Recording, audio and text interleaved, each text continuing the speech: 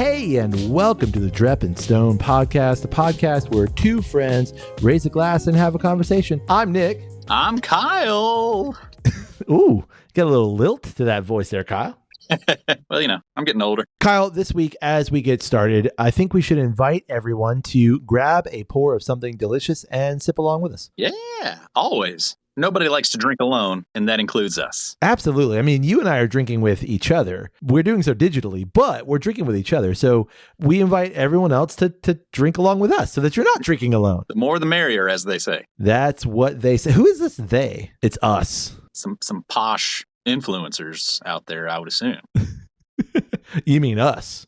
Exactly. And I'd also like to take a second to ask everyone to support the podcast. You can do so in a couple different ways. You probably know all the ways at this point, but rate Drep and Stone wherever it is you get great podcasts like this one. Tell someone about the podcast. And finally, if you feel so inclined to financially support the podcast, you can do so through our Patreon page. That's patreon.com/Drep and Stone. There you go. You nailed that. Thanks. I don't feel like I did because magic of editing, everybody else never hears all that mess up. Rate it, share it, and drop a dime on it. Ooh, a full dime. Yeah, no hay pennies.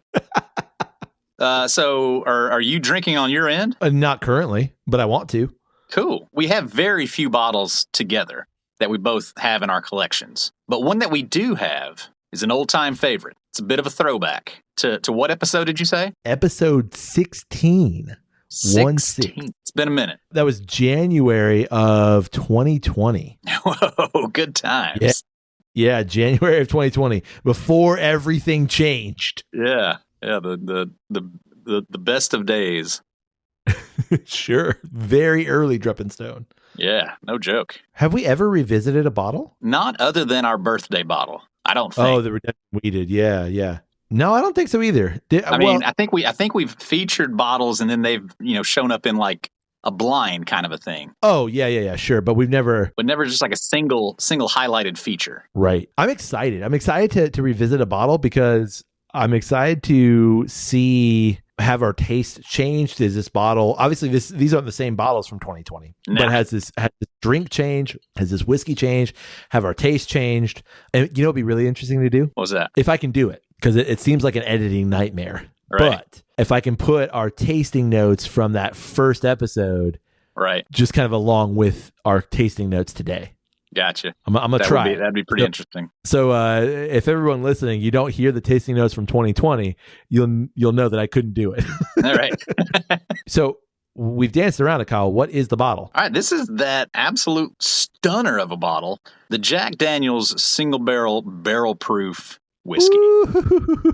Tennessee whiskey. Jack Daniel's single barrel proof. Coming at you from Lynchburg. Mine is the bottling date of 9/22/22. What is your bottle date? I've got March 8th, 22. Oh, okay. Same it's kind of year. surprising. I know this is probably like I would guess like my fourth bottle. Yeah. JD single barrel proof, but it's kind of surprising. I mean, I probably would have got this then, in 23. Yes. I would guess, but it's still kind of surprising to me that I've held on to it for that long. But I will be honest, that's probably because of the proof of it. It's kind of intimidating. Yeah. Mine's at 131.5. What's yours? 132.4. Almost a proof point higher. Already making my eyes water. Likewise, while this is a 22 bottle, I know I bought it in early 23, but I think I bought two of them. Yeah. So this might be the second one because I don't have any other bottles. So this might be the second one. Yeah, I know I went through my first one real quick, and then I think I got a second bottle. Yeah. And went through that one fairly quick. Like I'm saying, I want to say this is about my fourth bottle. I think I got this one at one point in time just because of the proof, because it was over 130, and I was like, yeah, let me go ahead and pick that up. Even though I think I had one at the time already. So that right. Also explains why I haven't finished this one. But yeah, I mean, just that high of a proof, it's not one that I regularly will reach to just because it's so intimidating. Agreed. And I don't know how much is out of your bottle, but I've got maybe 3/4 of a bottle left. You got about a half, it looks like. Yeah. All right. Well, shall we? Let's do it. All right. You got whiskey in the glass? I got some deep, dark whiskey in a glass. Dude, this is a dark whiskey. Yeah. Yeah. I I don't remember it being this dark. Yeah, I genuinely don't either. I don't remember it being in that kind of, darker realm, but man, it definitely is. Oh, it for sure is. I don't know, man. Like that's like mahogany dark. Yeah, it is. Whew. Give it a swirl. I know. Holy, it is thick. It's just like syrupy. Yeah. I gotta be honest, like it's been a minute. It's probably been a good, man, maybe year since I've had any out of this bottle. It hasn't been that long for me. I know at one point when I picked up the Jack Daniel's rye barrel proof. That's right. I remember doing a couple of things with those where I know I did like a burr rye a couple of evenings and had them side by side where I was just kind of curious what connections they had to each other. But yeah, just to have like a pour of it on its own by itself, it's been quite a minute. Yeah. Now that you say that, I did throw it in a tasting probably back in like maybe September, October, something like that. Yeah. I did a tasting for a couple of people and that was in it. And so I have had it, but I haven't had it. You're right.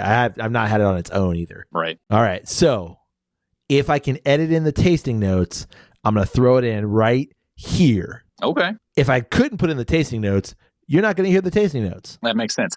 If you heard the tasting notes, man, what a couple of like absolutely amazing tasters that, those guys they know what they're talking about. Yeah. What if we're completely different because we haven't listened to any of it? Incredibly insightful. I felt like I was tasting the whiskey with them. Like those guys, wow, blown away. Okay. So now that we're about to try this one, what if we're like completely different? What if we're just like, nope, that is just left field?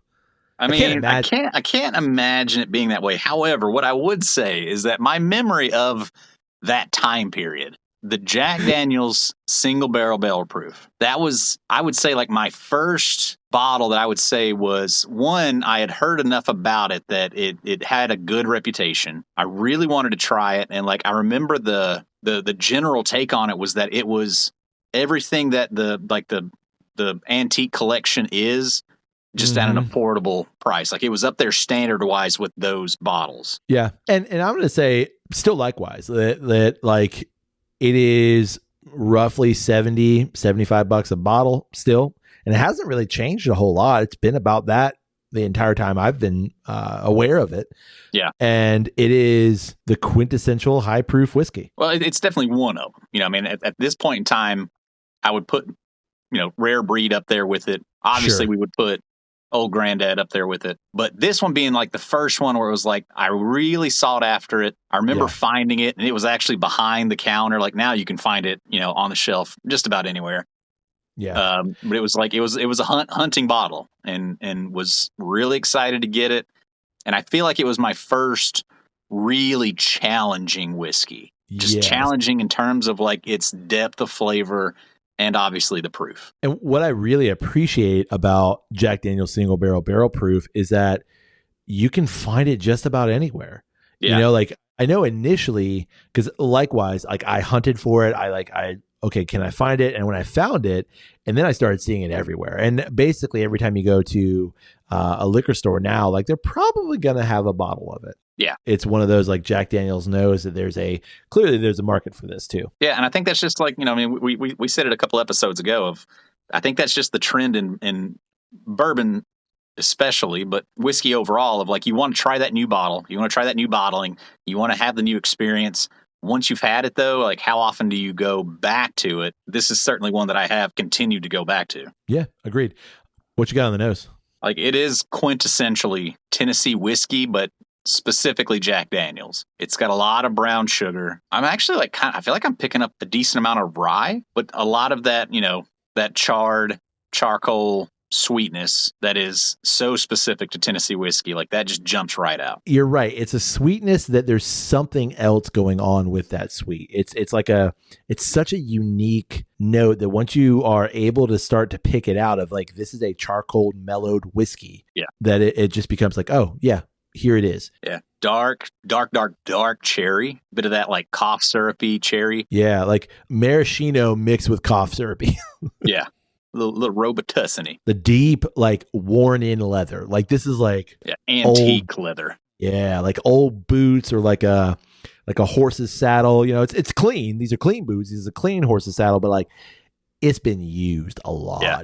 And it doesn't smell old. It just smells deep. Yeah, I get a bit of like dustiness. But what I guess I mean is like it smells more complex than it does old. Because like the age statement on this, first of all, it's technically NAS. You know, I'm going to say it's 4 years basically. It's just regular Jack Daniels, which is in that 4 to 5 year range, kicked up to the barrel proof. Right. Or I guess not diluted down to regular proof. Right. But, you know, so it's not like you're dealing with a 12-year whiskey here, you know? Right. And I would imagine this probably benefits from that, honestly. I agree. Do you think it's because, like, if you were to add more age to it, it would just, like, mess with that complexity? Off of what I'm getting off the nose, I feel like I'm already getting enough barrel influence from the charcoal mellow that's going to be present. Yeah. And I think if you aged it, you know, say it was a 10-year, I think it's just going to continue to make that barrel note more prominent. And maybe they've got it at the right balance here. I know I said like it's at least 4, but you do some like super quick research on Jack Daniels, and most of it tends to be in that 5.5, 5-ish range. So yeah, I think another 4 years in that Tennessee heat and winters, you're right. Like you might push the barrel note too far. Right. All right. Enough sniffing time for sipping? All right. Yeah, you really do just kind of have to like wage war with that first sip. Ooh, okay. I got a Tennessee hug. All right, through the tears. That first sip, it's sweet, and it's a bright sweet. Wouldn't really necessarily say it was a darker sweet, but you're just attacked by proof so violently. But I feel like, oddly enough, I got like strawberry notes. I was literally like not strawberry, but some sort of berry. Like to me, it was like a, you know, maybe raspberry, like a berry medley. Yeah, and almost like the tartness that goes with it. Exactly. I agree. Like you're assaulted with proof. Like it's formidable. But it's not. It's not unpalatable. It's just like, oh my God, like that's a lot. Yeah, it's just electrifying that first sip. I think you'll be able to go back into it now and be able to spread things out a bit more. You're right. Like there's this like sour's not right. The caramel note that's coming through is much more of like a brighter, lighter caramel. It's not like a, you know, almost burnt caramel. It's definitely more in that we just got it caramelized sweetness. For sure. And what really sticks out to me that I don't remember this is the insane oak bitter at the very end. I've let it like kind of linger on my palate a little bit. And I'm just like, the finish is forever long. It's still there. Yeah. Get a decent amount of green apple too. Ooh. Let me try Granny Smith. Yeah. I could be convinced of that. Man, like go back into the nose and I just get maple syrup. Very Vermonty. Wow. I'm gonna say what I'm pretty sure we said in episode 16. This is not a whiskey for the faint of heart. Like this is a challenge. It's still so complex. Like it's rich, and I think it probably does benefit from an ice cube. Yes. Or at least a few drops of water just to kind of like not have everything dialed up to 11. Because it is like every bit of it. Every aspect of this whiskey is like tamp that down yeah, exactly. Like you just need you don't need to smother it. You just need to like round it out. Yeah. Just hey, whoosh, breathe. Calm down. Take a step back. Take a deep breath.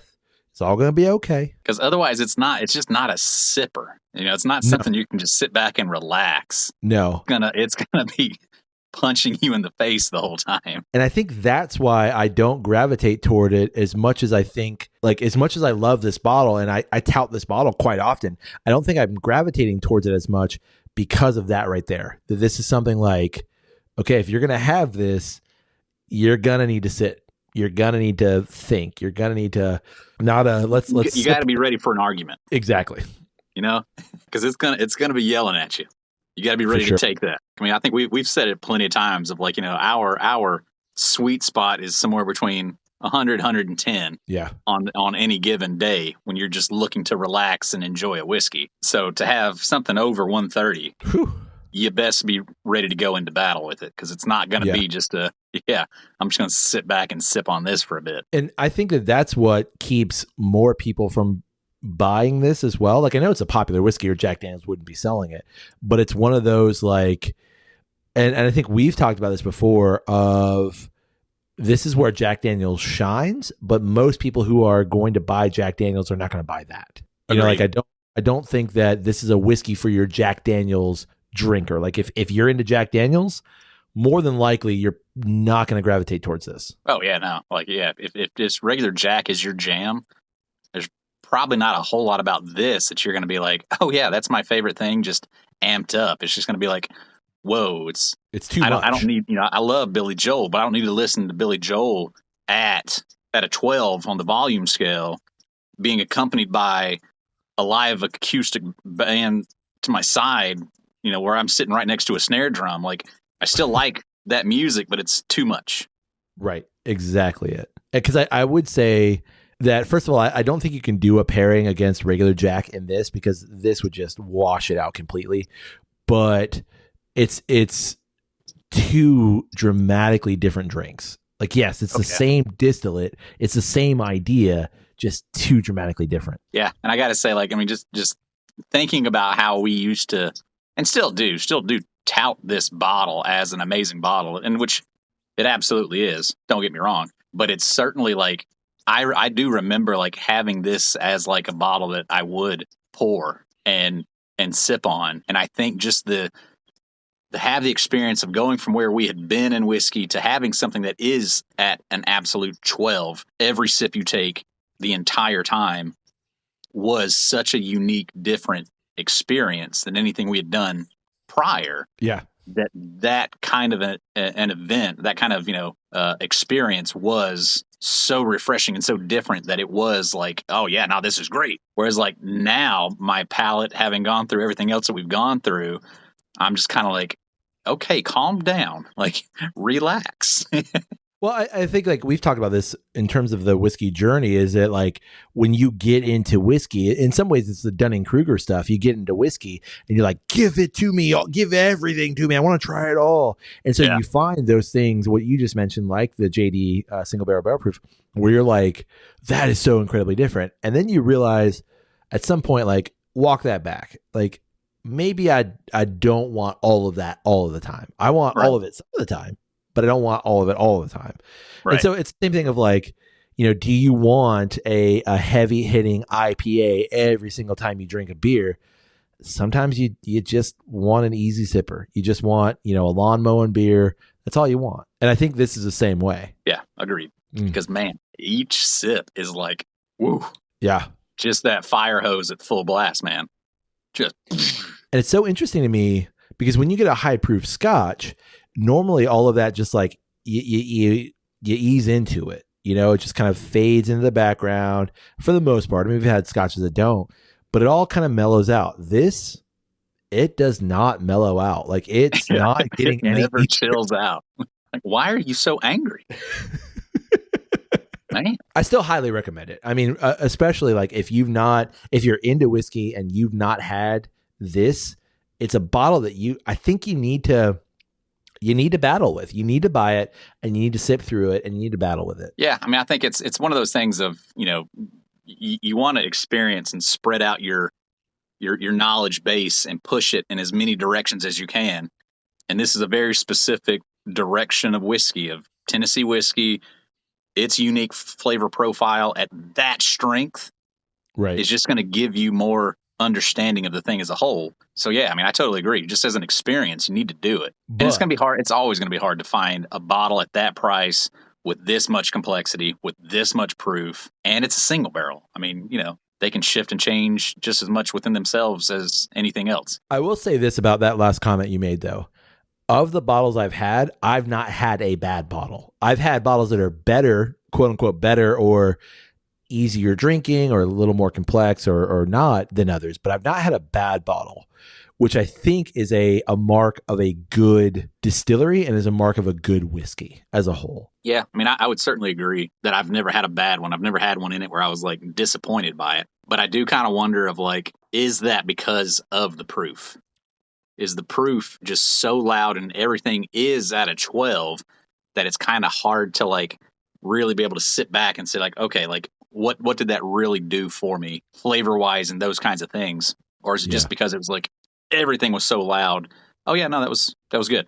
Yeah. And the weaknesses are going to come out stronger at a lower proof, I think. Agreed. And I think there's less room. Cask strength, you're going to be able to hide stuff easier. Exactly. And that's just it. Like there's less room to hide in a lower proof. It's the same of like, you know, if you brew this insanely high ABV like milkshake stout, you can hide all these mistakes.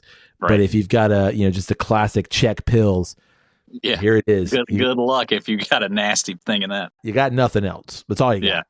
Yeah. Right. So this is kind of making the rounds, or at least in my, kind of social media sphere here lately. And it's a quote by Oscar Wilde. Do you know Oscar Wilde? Yeah. Irish playwright, among other things. But Oscar Wilde is said to be, or at least this is attributed to him, imitation is the sincerest form of flattery. You heard about this? Yeah, I've seen this pop up also. That's not the full quote. Like for some reason, that's where people stop. And this is what's making the social media rounds here lately. And the full quote is this: imitation is the sincerest form of flattery that mediocrity can pay to greatness. Yeah, I've seen this going around. First of all, I was like, okay, yeah, I've heard that before of this kind of, moving, or this quote as a whole, that imitation is the sincerest form of flattery that mediocrity can pay to greatness. So, yeah, I've heard this before, but it's never really struck me until now. Why is that? Because I think we've become something of whiskey experts. I don't know if I'd always put myself in that category of an expert, but I know, like, outside of the podcast and you and I, like, people ask me all the time for recommendations, ask me my thoughts on things. I know that's the same for you. Yeah. So, even in our friend groups or people that we're, familiar with, like that's always a thing now of like, well, ask Nick that question, ask Kyle that question. He's got recommendations. He's the whiskey guy. He knows things, right? Right. And so we just had an experience where we went to the Atlanta Whiskey Festival and we got to meet a lot of people, and like, in conversation with some people, it came up that like we are sort of whiskey experts. Not that people kind of like went up to us and like, oh, you guys are the whiskey experts, but just in conversation, like it was clear we know a lot about whiskey. Yeah. I think, it's just, I think it's the realization that like we put more thought and putting more emphasis on understanding what we're drinking. Yeah. And having a collective of that information with as much as we've tried and different things like that than your average fan of whiskey or drinker of whiskey has done. And so it just kind of got me thinking about experts versus imitators. Now, I recognize like what you just said and me kind of saying this. If you look at all of our videos on Instagram and Twitter and TikTok and stuff, like we make funny videos where we're pairing stuff and all of that, like that is a part of everything we do. But some of it's in jest, some of it's us just having a good time and being funny and liking pairing things. But I think like deep down, I don't know if I would call myself a whiskey expert, but I realize that knowledge base is there. And I don't want to, like, I'm not calling out anybody else, but I think that there's this clear distinction, or I'm starting to make a clear distinction, not only in like myself, but in other people, this idea of experts versus imitators. Right. And why I say that is because being a part of, a content driven perspective and being in the social media sphere that we're in, there's a lot of information, right? Like it's just constant information. I think that if we want the highest quality of information, we have to speak to the best people. But part of maybe social media's problem, or just the problem in general, is that so many people claim to be experts who really aren't. So like I've wrestled with this idea of like how to distinguish between an expert and an imitator. Oh yeah, that's an impossible task. I thought it was. I agree with you. I thought like, man, how do I start to distinguish between expert and imitator? And I did some Googling. I did a bunch of research. Like I read a couple articles, listened to a bunch of people talking about it and kind of like mulled through some of this. And like, to be fair, this has been something that I've been thinking about for a good, like the date on my article here says 12/12/24.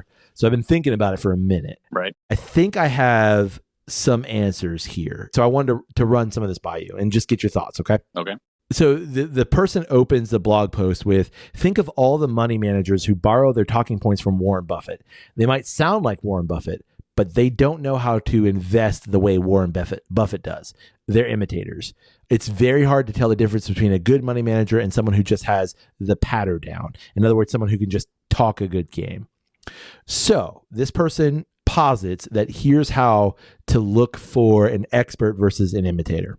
Number one, imitators can't answer questions at a deeper level. Checks out. Specific knowledge is earned, not learned. What are your thoughts on that? Earned, not learned. Anybody that considers themselves a true expert in any field would tell you that. Would be that, yes, like there's only so much I can get out of studying about a thing, reading about a thing. It's not until you're actually thrown into the thing and you're learning on the fly doing the thing that's where you're really understanding and you're gaining that expertise in that thing. Like you learn so much more by actually doing the thing than you can by watching somebody else do the thing or reading about the thing or whatever. When you actually do it, that's when you're actually learning anyway. I agree completely. I think it's that like idea of, when you come across an expert, it's someone where the scenario or the rules have changed and they're able to adapt. Like here's a standard answer that would be given in this scenario, but the scenario has changed, so you can't give a standard answer. So then they can adapt to that. A real nerdy example of that, I feel like, is in Harry Potter, where like when Harry gets the Half-Blood Prince's potions book, and it's got all this the extra notes of like, yeah, now this potion works, but you need to tweak this here and add an extra half turn here. Where it's like, yeah, like if you follow it step by step, you'll kind of get the essence of the thing. But like if I do these things, it comes out so much better. Like right. That's the expert. Like that's the guy that really that's not the guy that wrote the book, but like this guy has practiced it. He's put it into practice, and he knows what really makes it come out just right. It's the grandmother's cookies.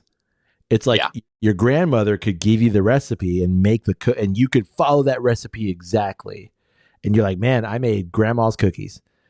But you give them to somebody else and they're like, nah, grandma made them better. Right. Or you try them against a batch of grandma's cookies and you're like, wait a second. These ain't even close. Right. Because, it's like you just said, it's like, grandma said stir it 14 times, but she stirred it 15. Right. And I don't know, like that changes it. Yeah. So their next point, is that imitators can't adapt their vocabulary. Imitators, all they can do is just repeat jargon, repeat things that they've heard because there's no real understanding behind that vocabulary. They don't know how to adapt the vocabulary for the audience that they're discussing with or the audience that they're talking to. Yeah, I got no anecdotes for that one. I do, but I think it relates back to the whiskey aspect. Like I a couple months ago led a tasting for a group of about 30 people. You kind of do the like what is everybody's whiskey experience, and you kind of figure out who knows about whiskey, who doesn't know about whiskey. And so, you can talk to these people on this level, and then you have to talk to this other group at a lower level. Like, have you ever seen those YouTube videos where like they try to explain like brain surgery to like a kindergartner, a high school student, a college student, and like a post-grad student? You ever seen those? No, but I can imagine that. Yeah, it's like, it's super cool. And to me, it's like that's the mark of an expert, of like, if I can take this fairly complex idea, or any idea, and I can talk about it in 3 to 5 different modalities, and like, right. You can talk about it in different ways. That's the mark of an expert, not just someone who can repeat jargon and repeat things that they've heard. Yeah. It's the difference of like tasting a whiskey and being able to talk about it and accurately say what you're getting out of it, as opposed to gurgitating some tasting notes or something that's, written on the back of the bottle. Right. I think in our case, disagreeing with some of those tasting notes and then explaining why. Right. Another of their points is that imitators get frustrated when you don't understand.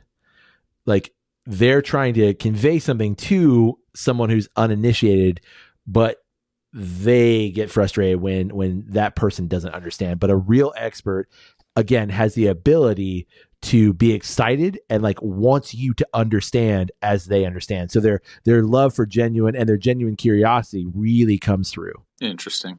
I want to say that makes sense, but I don't know. I feel like I kind of disagree with that one a bit. Yeah, no, I mean, I guess it does make sense in terms of like if you're talking to somebody that claims to know nothing about the subject and you're trying to explain a thing and they don't get it. I think what's more frustrating is when if you are kind of somebody with more expertise and you're talking to somebody that clearly doesn't have that expertise but thinks that they do. Yeah. And you try to point out the flaw in their thinking and they don't get it. That's a tough one. But I guess it does make sense if it's somebody that really doesn't know anything about the thing and they're wrong on a aspect of it. Like I guess there is kind of more of that like desire that you can show them and get them there, like because you have the knowledge base to help them navigate right and get to the right conclusion. But I think it's the imitator, because they're only imitating, they're only parroting. Like when questioned on certain things, there's no reservoir of, I think it goes back to the first point, there's no reservoir of experience to draw from.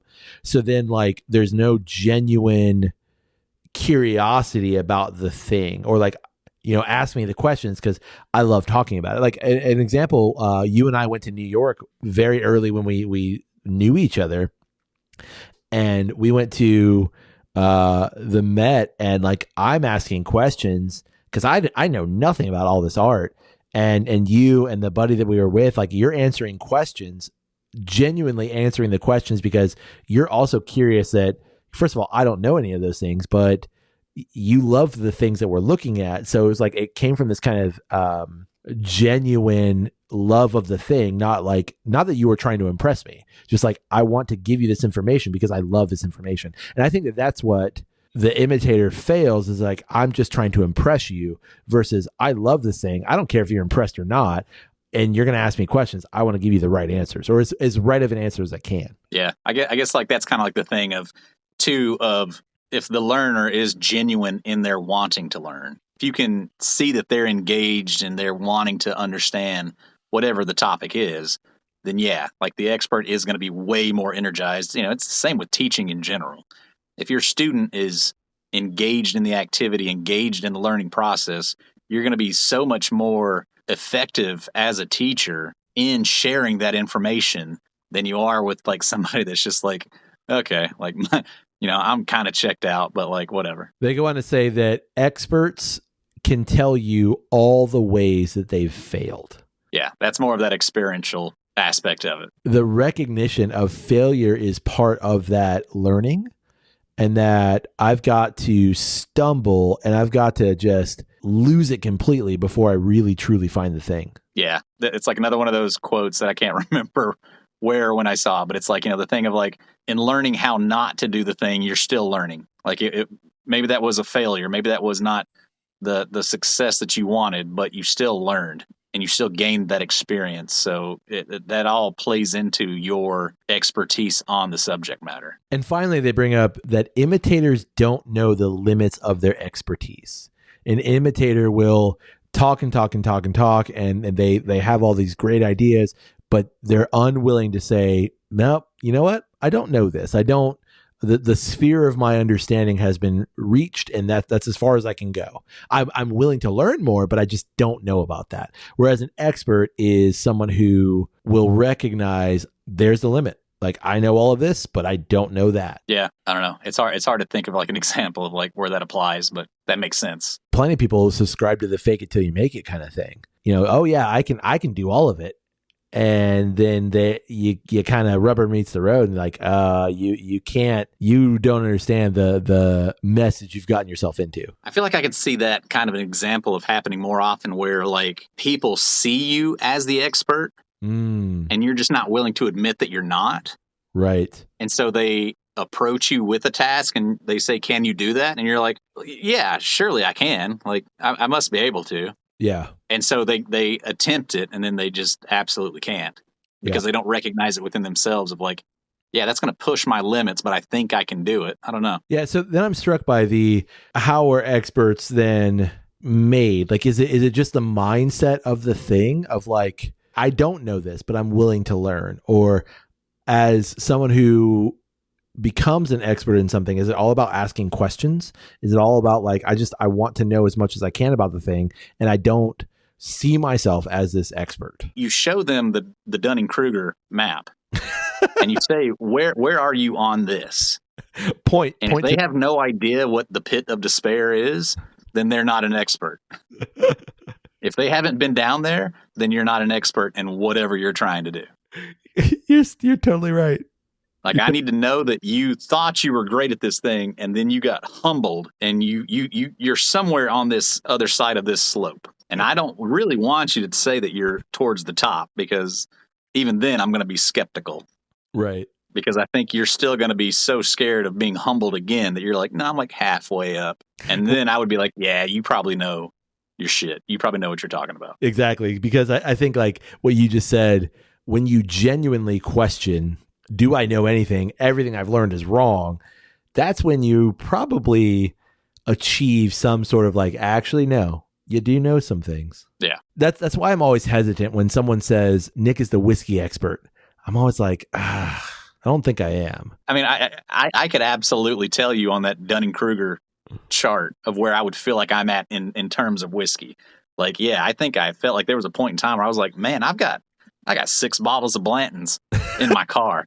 Like, I'm the whiskey dude, man. Like, I know all this shit. And then, a few months later, you're all of a sudden, you're just like, wow, I don't know anything about anything. Yeah. This is so much bigger than I realized. I was at the peak of my Dunning-Kruger, the peak of, what's it called? The peak of ignorance, stupidity, or something like that. Yeah. I was at that peak that first trip in Europe when I found Blanton's Gold. I'm high on that peak, man. I'm just living life. And then 6 months later, I'm like way down in that pit of despair of like, well, shit, I literally don't know anything about this stuff. Right. And like, even now, like, I would say I'm somewhere at the bottom of that, coming out of the pit of despair still.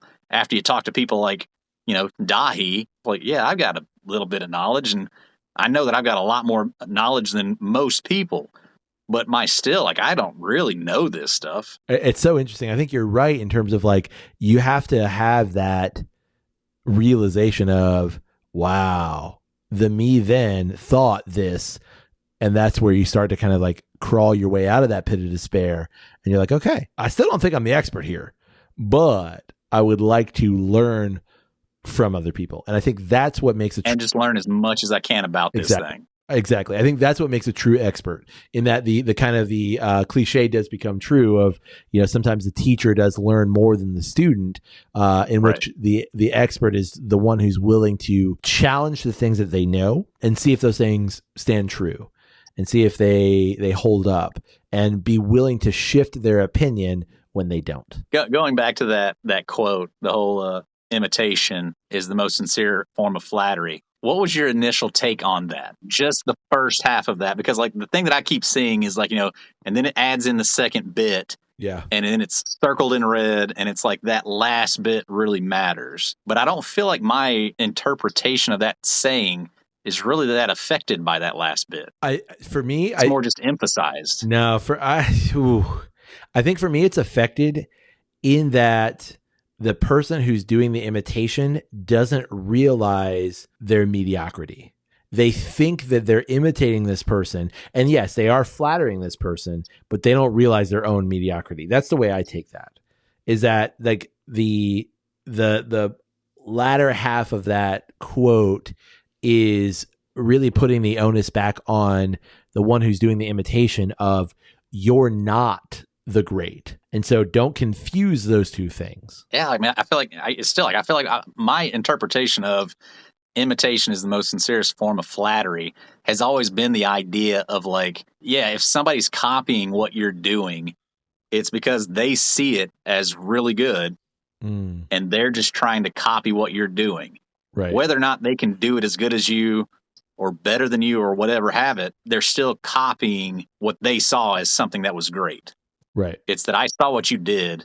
I think it's great, and I'm now going to do it. Yeah. And that should flatter you. Well, and I think that's it. What you just said is that the imitator is doing it to flatter somebody else versus the expert or the originator is doing it out of like maybe, and I'm sure that there's some self-serving aspects, but doing it out of a genuine place versus I'm just trying to make a buck or I'm trying to imitate so that the originator is like, oh yeah, you're doing a thing too. Right. I think it's the foundation of that thing. What is its purpose? What is it serving? Right. Speaking of purpose and serving, I think this Jack Daniel's single barrel proof has served its purpose. Yeah, I do too. I think it needs a new name though. Single barrel proof has always just been so, it doesn't roll off the tongue. JDSBBP. What do you think? Better? What did you say? JDSBBP. No, I don't like that either. The Jack Daniel's Sin Babaroof.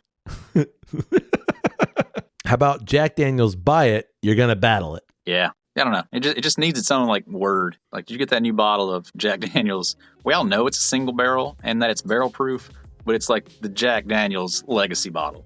Like whatever they want to call it. Yeah. Jack Daniel's. Something like that. Jack Daniel's TUFF. Jack Daniel's, get the fuck off me.